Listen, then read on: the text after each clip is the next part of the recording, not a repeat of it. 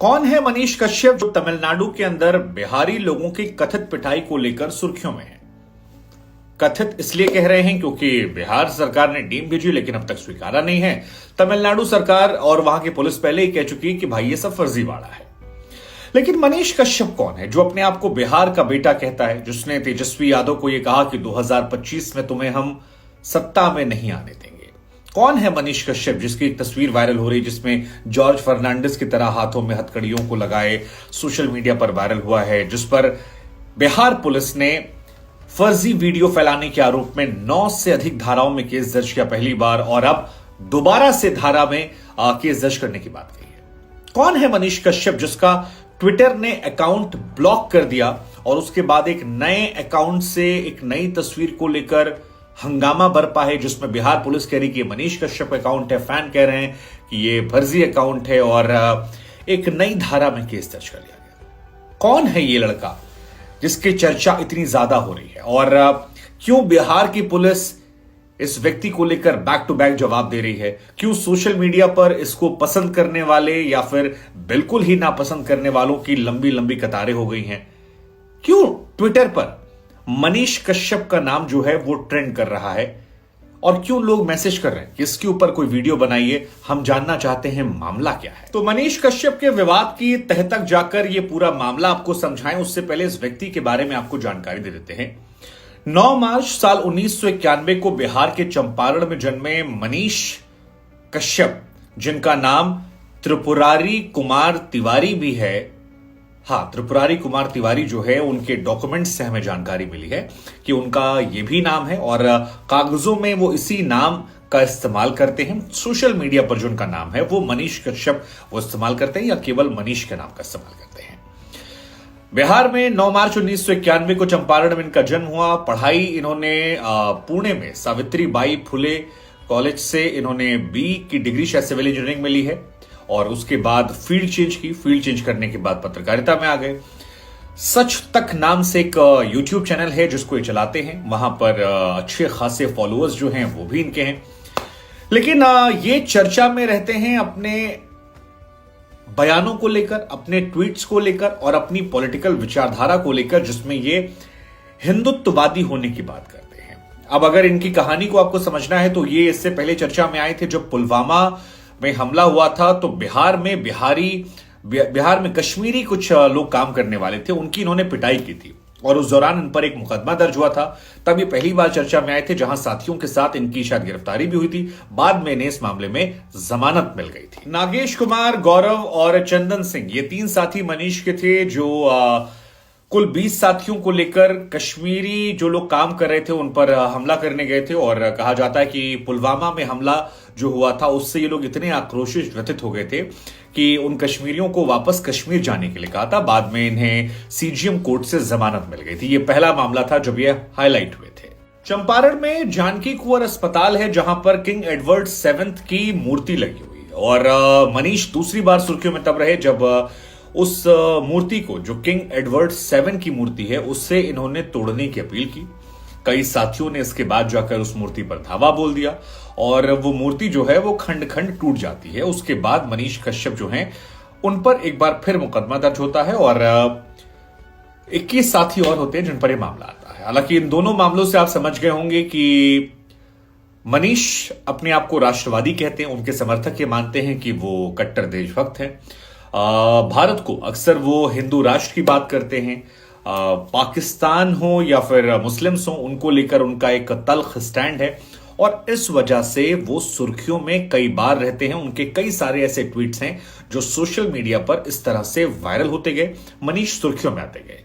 तो ये इनके बैकग्राउंड की बात है। अब बात करते हैं इस मामले को लेकर जो अभी करंट ट्रेंड में है, जिस पर 2 एफआईआर इन पर दर्ज की गई। अब मनीष पर जो पहली एफआईआर दर्ज हुई वो तमिलनाडु में जो बिहारियों को लेकर कथित तौर पर पिटाई की बात की जा रही है, उसमें एक फर्जी वीडियो बनाकर प्रचार प्रसार और भ्रामकता फैलाने को लेकर है। यह आरोप लगे इन पर।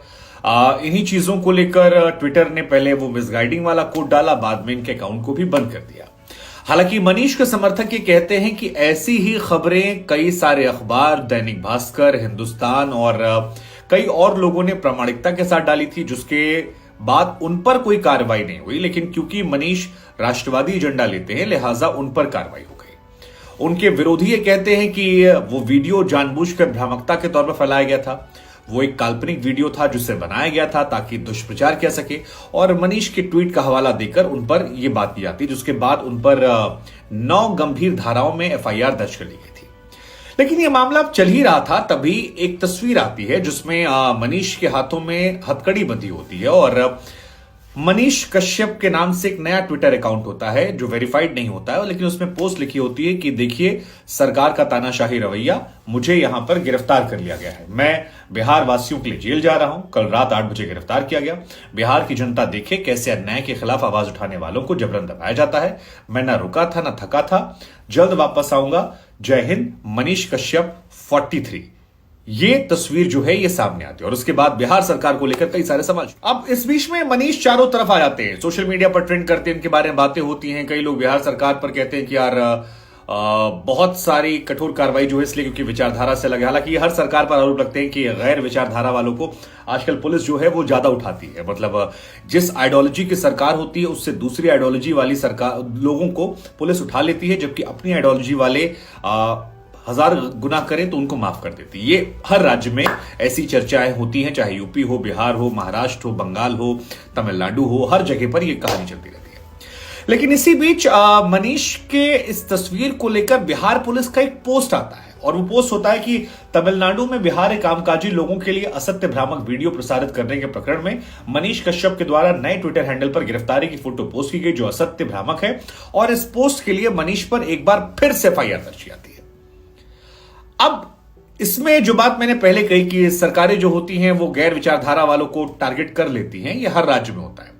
वो इसके नीचे कमेंट पढ़कर भी समझ में आता है कि जो लोगों ने कहा सरकार से बहुत अच्छा काम किया आपने, बधाई हो, ऐसा वैसा, उनको वो रिप्लाई कर रहे हैं कि थैंक यू जी, बिहार सरकार, बिहार पुलिस आपकी सेवा में तत्पर। जो लोग थोड़ा सा अलग भाषा पे कर रहे हैं उनसे कहा जा रहा है कि इस तरह से रिप्लाई मत कीजिए, ऐसी आपको चेतावनी दी जाती है।